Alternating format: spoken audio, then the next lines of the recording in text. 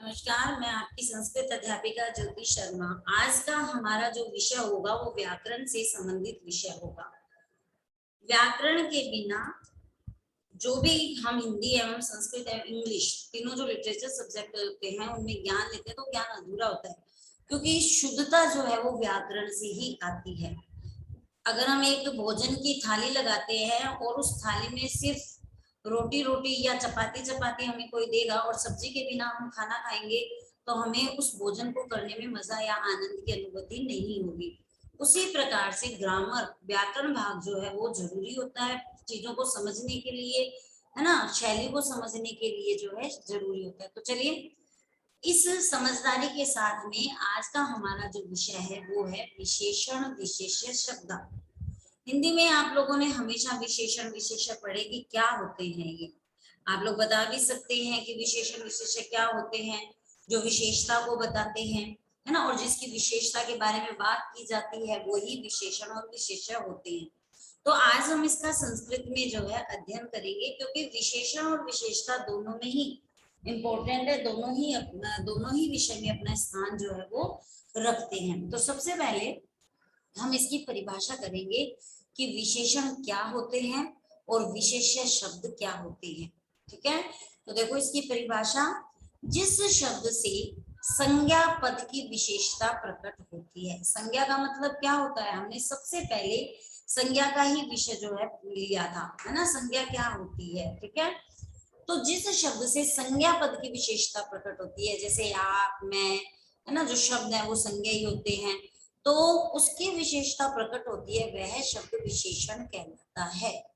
हम किसी की हर तरीके से, जैसे हमने हिंदी में पढ़ा आकृति के अनुसार, है ना, तो आकृति गुण के गुण भी आ सकते हैं उसमें, कोई सुंदर है, कोई रंग भी आ सकता है, रूप भी आ सकता है, कोई गोरा है, कोई काला है।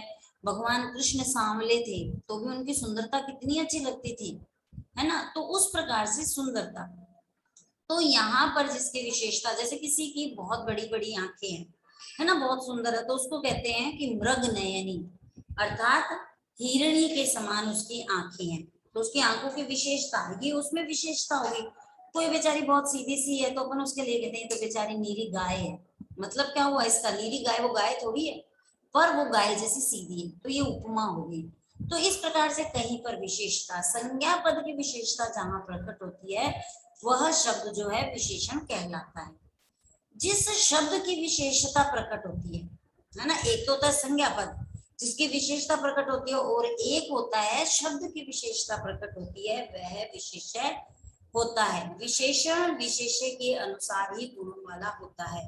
कैसे होता है गुणों वाला, विशेषण जो है वो विशेष्य के अनुसार, मतलब जिसकी हम बात कर रहे हैं उसी के ही तो विशेषण की बात कर रहे हैं, तो वह उसी के अनुसार गुणों वाला होता है। जैसे कोई लंबा है तो लंबे की बात हो गई, कोई छोटा है तो छोटे की बात हो गई, कोई भोना है तो भोने की बात हो गई।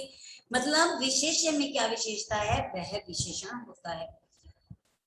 अर्थात विशेष्य का जो लिंग, वचन और विभक्ति होती है, ठीक है, विशेषण का भी वही लिंग, वचन और विभक्ति होती है। देखो क्या कहा गया है, यत लिंगम यद वचनम च या च विभक्ति ही विशेष्य तलिंगम तद वचनम सा च विभक्ति विशेष। अर्थात क्या हुआ कि जिसमें लिंग, वचन और विभक्ति है वह विशेष्य है, और जिसमें लिंग, वचन और विभक्ति है वह विशेषण। तो बराबर बात हो गई, दोनों की सेम सेम बात हो गई। अब संस्कृत में हम देखते हैं कुछ उदाहरण के माध्यम से। तो देखो यहाँ पे कुछ उदाहरण, यथा, यथा मतलब जैसे, एग्जाम्पल्स, पुल्लिंग, स्त्रीलिंग, नपुंसकलिंग, हम तीनों में चलेंगे। मैं हमेशा से आपको एक बात कहती हूँ, आप लोग राम, लता और फल, इन तीन शब्दों को हमेशा याद कीजिए। ये मतलब जैसे रामायण महाभारत में क्या होता था, एक ऐसा बाण होता था कि जिसको, जैसे अर्जुन को मिला था महाभारत में, तो उस बाण को चलाते ही वो सबको खत्म कर सकता था, ऐसा था ना। तो यहाँ पर भी जो है पुल्लिंग, स्त्रीलिंग और नपुंसकलिंग, ये तीन शब्द जो है वो हमारे राम बाण है। मतलब इन तीनों को आप संस्कृत में याद कर लोगे तो आपको संस्कृत में प्रॉब्लम नहीं आएगी। ठीक है, तो चलो यहाँ पे अपन देखते हैं पुल्लिंगम मतलब पुल्लिंग, स्त्रीलिंगम मतलब स्त्रीलिंग, और नपुंसकलिंगम मतलब नपुंसकलिंग अर्थात पुल्लिंग जिसमें पुरुष जाति का बोध होता है, स्त्रीलिंग जिसमें स्त्री जाति का बोध होता है, और नपुंसकलिंग का मतलब यह होता है जिस चीज का हमें आभास नहीं है। ठीक है, नपुंसकलिंग जैसे मान लो मैंने कहा आज मेरा मित्र आ रहा है का मतलब तो आप लोगों ने समझ लिया कि कोई मतलब पुल्लिंग में ही कोई आ रहा है, और आ रही के मतलब में आपने स्त्रीलिंग समझ लिया, पर मित्र तो कोई भी हो सकता है ना, तो वहां पर हमें उसका आभास नहीं है कि लड़का है या लड़की है, मतलब पुल्लिंग है या स्त्रीलिंग है, तो वह क्या आ गया नपुंसकलिंग में। तो मित्र जो शब्द होगा वो नपुंसकलिंग में होगा। अब जैसे ऊपर पंखा लगा हुआ है, अपन कहते हैं पंखा चल रहा है, पंखा चल रही है। अब हम क्या करते हैं उस वाक्य से उसको पुल्लिंग स्त्रीलिंग जो भी है बनाना होता है बना देते हैं। पंखा चल रहा है तो पुल्लिंग है और पंखा चल रही है तो स्त्रीलिंग है। हम अपने वाक्यों से बना देते हैं, बाकी नपुंसकलिंग का मतलब जिसका हमें आभास नहीं होता वह नपुंसकलिंग है। तो चलो अब पुल्लिंग में अपन देखते हैं। पहला है सुंदरः बालकः। ठीक है, स्त्रीलिंग में इसको बनाओ सुंदर को क्या, अगर लड़के के लिए पुल्लिंग है तो सुंदर, और अगर कोई लड़की सुंदर हुई तो क्या बोलेंगे सुंदरी, है ना। तो सुंदरी बालिका, और यहाँ पे वन दिया गया क्योंकि वन जो है वो नपुंसकलिंग में आता है। ठीक है, तो आप लोगों को इतनी तो बात क्लियर है कि पुल्लिंग स्त्रीलिंग और नपुंसकलिंग 3 लिंग होते हैं और इनकी परिभाषाएं क्या होती हैं। अब आगे देखो, तो पहला जो हमारा एग्जाम्पल है वो है सुंदरः बालकः, सुंदरी बालिका और सुंदरम वन।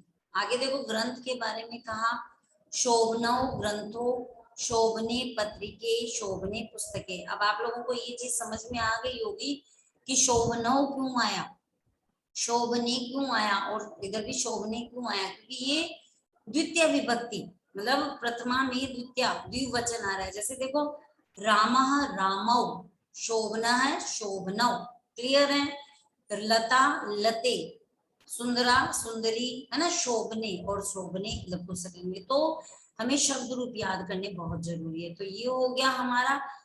अब देखो विशेषण और विशेष्य की हमने परिभाषा पढ़ी, अब आप लोगों को यहाँ पर बताना है कि क्या विशेष है क्या विशेषण है। तो देखो महान ग्रंथ है महती नाटिका महत नगरम। तो महान ग्रंथ है, ग्रंथ जो है वो महान है, महती नाटिका, नाटिका जो है वो महान है, महत नगरम बड़ा नगर है, लघु कथा छोटी छोटी जो कथा होती है, लब्धि कथा, और लघु काव्यम छोटा काव्य। तो श्रेष्ठतम पुरुष है, पुरुष क्या है श्रेष्ठ है, ये उसकी विशेषता बताई जा रही है। श्रेष्ठतमा नारी, ये नारी की विशेषता बताई जा रही है कि वह उत्तम है, और श्रेष्ठतम पुष्पम मतलब फूल जो है वो श्रेष्ठ है। तम तरफ हमने पहले, इससे जो पहले हमने अध्याय किया था उसमें आ चुका है हमारे। अब देखो विशेषण के भी वही होते हैं जो हमने हिंदी में पढ़े हैं। पहला है गुणवाचक विशेषण, किसी वस्तु के गुण तथा तुलनात्मक वाचक शब्द गुणवाचक विशेषण होते हैं। गुणवाचक, गुण कैसे निकाले जाते हैं, जब हम किसी की तुलना किसी से करते हैं तभी तो गुण और अवगुण के बारे में पता लगता है। तो किसी वस्तु के गुण तथा तुलनावाचक शब्द, जहाँ पे कंपेरिजन है ना, कंपेयर किया जाता है, वह तुलना होती है, तो वह गुणवाचक विशेषण होते हैं। उसके बाद में जैसे सुंदरः बालकः, सुंदर बालक, रम्य तरह कृष्ण आदि। ठीक है, चलिए अब संख्यावाचक विशेषण हिंदी में करते हैं हम लोग। संख्यावाचक जैसे 1 2 4 6 8 10 12 15 20, कितना भी आप संख्या कर सकते हो। एक है छात्र है तो छात्र की संख्या क्या है 1 है। पंच बालिका, कितनी बालिका है 5। अब यहाँ पर मैं ये चीज तो समझा रही हूँ, पर इसमें विशेषण और विशेष्य क्या है। ठीक है, चलिए परिमाण वाचक विशेषण यथा अल्पम जलम क्रोशम इतम आदि। तो यहाँ पे कोई भी नाप तोल नहीं है, परिमाण मतलब थोड़ा सा, अल्पम थोड़ा सा, जलम मतलब जल। ठीक है, तो संकेत वाचक विशेषण जो संकेत करते हैं, जो विशेषण संज्ञा की ओर संकेत करते हैं वे संकेत वाचक विशेषण होते हैं। जैसे सह बालका, वह बालक है, सा बालिका, वह बालिका है। तो इस प्रकार से हम हिंदी की तरह ही संस्कृत में करते हैं, बस यहाँ पे थोड़ा सा हलंत और विसर्ग का उपयोग होता है। व्यक्तिवाचक विशेषण, व्यक्तिवाचक जहाँ पे व्यक्ति के बारे में बात है, जैसे कि भारतीय पुरुष, यह क्या है भारत का पुरुष मतलब भारतीय पुरुष है। अब यहाँ पर एक नई चीज है 6 नंबर पे जो है विभागवाचक विशेषण। विभागवाचक जैसे विभाग में, जैसे मैंने कहा प्रत्येकम जन्म, मतलब एक एक, प्रत्येक माने सारे जने, प्रत्येक जन्म, तो प्रत्येक जन्म मतलब सब लोग। तो इस प्रकार से जो है यहाँ पर 6 इसके भाग हो गए। तो आपको समझ में आ गए होगा कि विशेषण और विशेष्य के कितने, विशेषण के कितने भेद होते हैं, 6 भेद होते हैं। पहला गुणवाचक, जिसमें गुणों की बात की जाती है। दूसरा संख्यावाचक, जिसमें संख्या की 1 2 3 4 5 8 10 जितनी भी आप करना चाहो। फिर है परिमाणवाचक, जिसमें नाप तोल माप इनकी बात, जैसे हिंदी में अपन करते हैं ना, थोड़ा सा कुछ, है ना, इस प्रकार से। तो अल्पम, है ना, 4 किलो 5 किलो, इस प्रकार से। फिर संकेतवाचक विशेषण, संकेत, तो संकेत का मतलब जैसे हम पढ़ते हैं कि जो परिश्रम करेगा वही सफल होगा, जैसा बोया वैसा पाया। तो ये भी तो संकेत ही हो गया कि जैसा, अगर हम बीज ही गलत बोएंगे तो पौधा तो गलत ही निकलेगा ना। अगर हम लोग, अच्छा जैसे मान लो किसी को आम अच्छे लगते हैं, आम का बीज डाल दिया और खूब उसकी केयर की, फिर आम खाए, खूब खाए। पर अब किसी को नीम ही पसंद है, वो नीम का पेड़ लगा के नीम के पत्ता खाएगा, तो वो उसकी बात हुई। तो इस प्रकार से संकेतवाचक विशेषण। फिर है व्यक्तिवाचक विशेषण, व्यक्ति में आप कुछ भी ले सकते हो, है ना। विभागवाचक, जिसमें विभाग होते, तो नया जो इसमें है वो यही है, विभागवाचक। सबको समझ में आ गया होगा कि विशेषण विशेष्य क्या होते हैं। हम हिंदी की तरह ही चलेंगे, बस हमें हमें क्या करना है, यहाँ पे विभक्तियों को याद करना है। और विभक्ति में भी 3 ही याद करनी है, राम, लता और फल। फल में तो कुछ भी याद नहीं, फल में तो क्या करना है, सिर्फ आपको प्रथमा और द्वितीय ही जो है याद करनी पड़ेगी, वो भी सेम होती है, फलम फले फलानी, फलम फले फलानी। फिर तो सेम चलती है, रामीण रामाभ्याम, है ना, रामायण रामान, रामाय रामाभ्याम, रामय रामभ्य, रामात रामश्य, रामियो। इस प्रकार से आप लोगों को जो है याद करना है। ठीक है, समझ में आ गया सब बच्चों को। चलिए अब थोड़े से यहाँ पर अभ्यास प्रश्नोत्तर है, वो हम लोग करेंगे, परंतु वो हम आपस में चर्चा करके करेंगे, ताकि आप लोगों को कितना समझ में आया। अभ्यास किसके लिए होता है, हमारे मूल्यांकन के लिए। हमने जितना पढ़ा, क्या उतना हमें समझ में आ गया, और हमें समझ में नहीं आया तो उस मूल्यांकन के द्वारा यह चीज हमें समझ में आ जाती है कि हमें वो समझ में क्यों नहीं आया, तो हम दोबारा से उस चीज को कर सकते हैं। तो मूल्यांकन बहुत जरूरी है। जैसे कि हम एक पूरे साल पढ़ते हैं, फिर हमारा एग्जाम होता है, तभी तो हम नेक्स्ट क्लास में होते हैं। मूल्यांकन हर चीज में जरूरी है।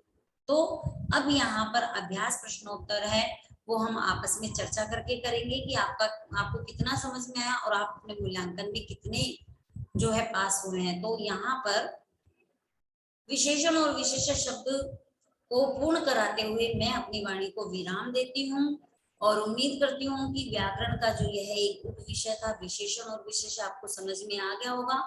अब इसके बाद में हम आपस में जो है अभ्यास प्रश्न अपना मूल्यांकन करने के लिए चर्चा करेंगे। धन्यवाद।